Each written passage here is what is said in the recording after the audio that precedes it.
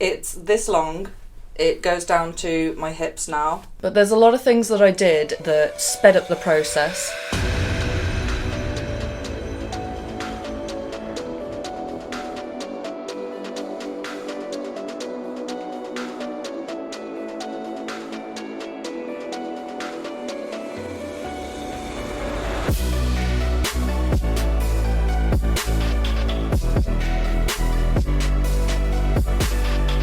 Hi everyone, welcome to my channel. My name's Yolanda Melody. I'm an independent music artist from the UK, and today's video is going to be, as you can see from the title, how to grow your hair long as fuck. So as we're all in quarantine right now, this is a perfect time to have like a secret glow up. For all the girls out there that wear extensions like clip-ins or, dare I say, glue-in hair extensions, I would firstly highly recommend that you take the time to stop that, because it's not good for your hair. Believe me, I know the struggle. I used to wear clip-ins myself and glue-in. I couldn't stand anybody seeing me with short hair. My hair was an absolute mess. But when I started properly growing my hair, I was going through a period of time where I just had to suffer it, and people just had to see that ugly transition of my hair looking terrible to my hair looking how it does now. And I suppose because every YouTuber does this, I'm going to insert a load of hairspo and aesthetic clips to get everyone inspired and motivated to get their hair looking top notch. So my hair, as you can see, is... Ugh, I'm going to have to stand up for this. Okay, so it's this long. It goes down to my hips now. I've been waiting a long time to get to this level, but there's a lot of things that I did that sped up the process. Some of these methods you may not have heard of before, some of them you've probably seen on YouTube, but I've added a lot of extras, so stay tuned and I'll get into it right now. First things first, if you're one of those people that washes your hair every day, please try and not do that. I have got it to the level where I only wash my hair once a week, and since we're in quarantine now and nobody's seeing me other than on YouTube, I'm trying to kind of push it even further. Now, this is not for the faint-hearted, because my hair gets to the point where it is absolutely disgusting. Your natural oils are meant to nurture your scalp, and they actually help with hair growth. The speed at which your hair gets greasy can be manipulated and changed. So if you think that you're one of those people that has to wash their hair every single day, that's only because your hair's getting used to that and that's all that your hair knows. But if you try and push it like a day further each week, or each time you wash your hair, try and go like 3 days, 4 days, your hair will learn to get greasy a lot later in the week. And also the same goes for skin. All my life I felt like I had super oily skin and I couldn't find a way to sort it out. I tried all sorts of methods to dry my skin out because I kept getting acne. And then eventually it got to the point where I thought, you know what, I'm going to try something different.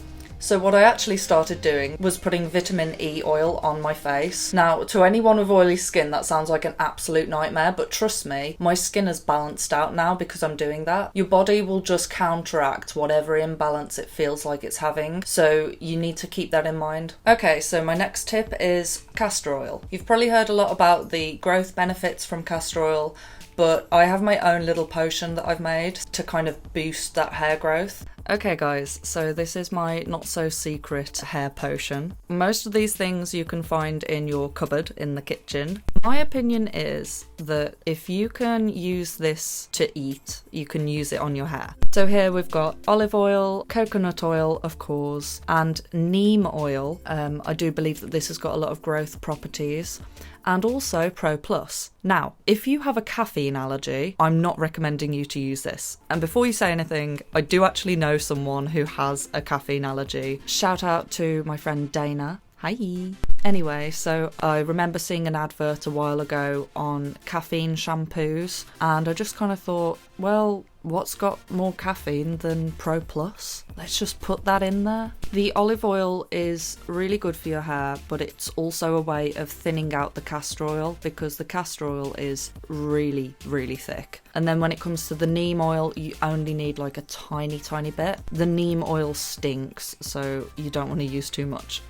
What I also like to do is put it in the microwave, only for literally about 30 seconds, just so that everything's melted and it just makes it easier to work with. Once the mixture's ready, usually I do this in the bathroom, but the lighting's shit, so I'm doing it in my room, just for the aesthetics. You always want to aim to cover as much of the roots as possible, really massage it in. The ends aren't as important, but if you have a bit left over, it's not gonna hurt. So back when I first started doing this, I thought, oh, I'll use like a little brush and I'll section off the hair and I'll make sure it's all painted on neat and tidy.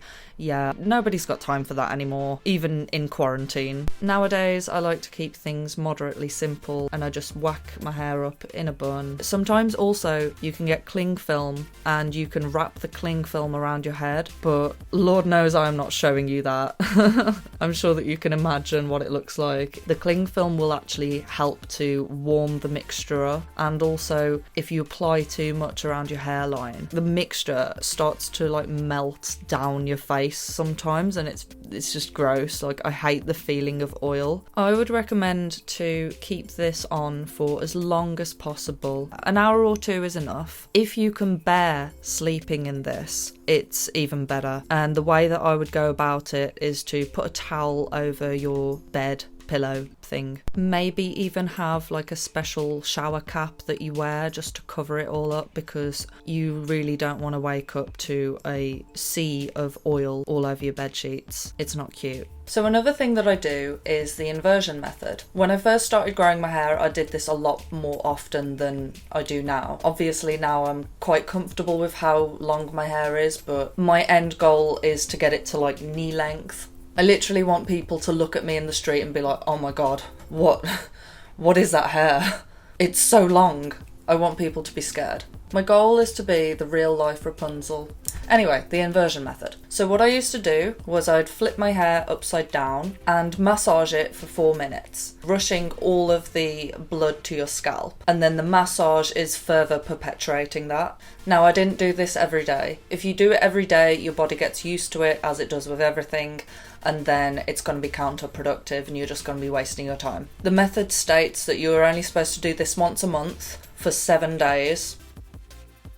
And then you stop afterwards, and then the next month you do the same thing. Always keep your body guessing, you know. Some people have stated that they've had an inch of growth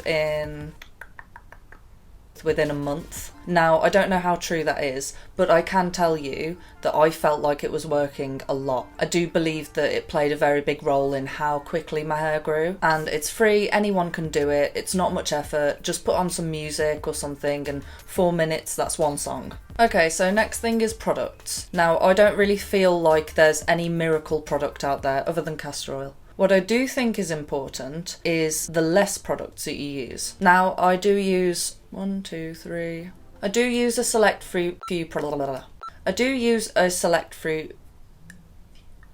When it comes to products, I feel like it's more important to look at ingredients and try and avoid certain ingredients. That's going to help your hair growth more than putting a load of random chemicals on your hair. I'll insert a clip now of 3 of the products that I use after I wash my hair. The one in particular is the Label M. I absolutely love the Label M. What I find is that if a product works for me and I like it, I don't really want to venture out and try and experiment with other ones. I have tried Moroccan oil. It's alright, but it's not as big as the hype warrants, you know? And the Label M is like a syrup? A serum that you put on the ends of your hair. Now, I find that it helps a lot. You've got to keep your ends moisturised because that's going to prevent breakage and it's just going to make your hair look a lot better anyway. Also, back combing. Do not do that. Don't do that to your hair, please. Whenever I see someone back combing their hair, I literally... it's hot. No.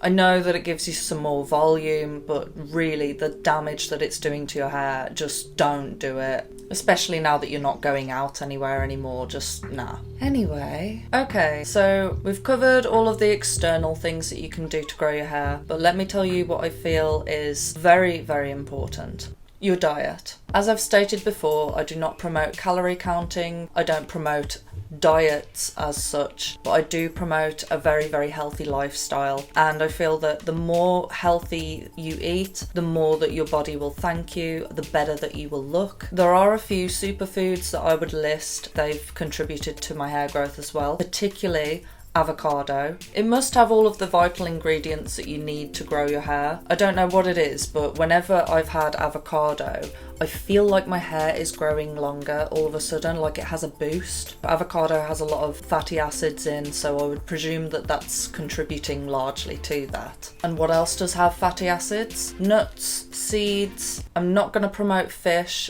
and I'm not going to promote any animal products.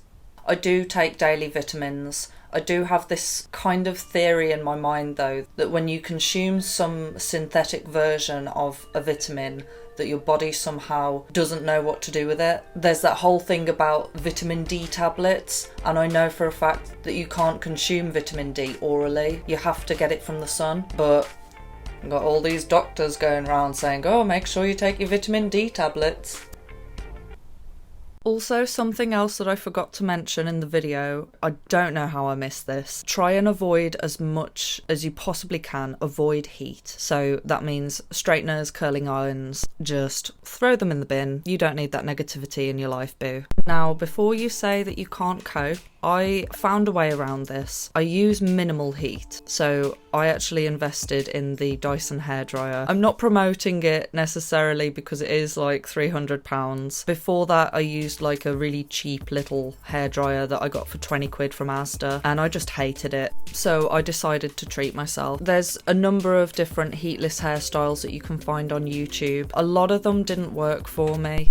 Naturally, if I just let my hair air dry, it always gets really, really frizzy and I just can't bear it. You've got to try and find what method works for you. I watched a few tutorials on YouTube on how to do a proper hairdresser's blowout, so if you want me to do a video on that, I'm more than happy to do so. The key is to not use too much of a hot setting and then always blast it with the cool shot afterwards. You don't have to get the Dyson like I did, but I just had to be extra, so yeah. Okay, that's it for the video.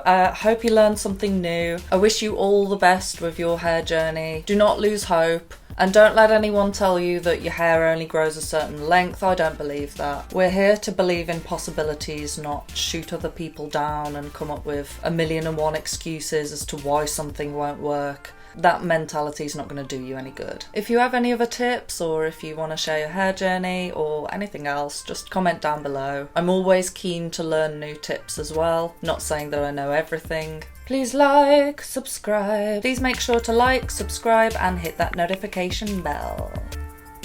Love you, bye.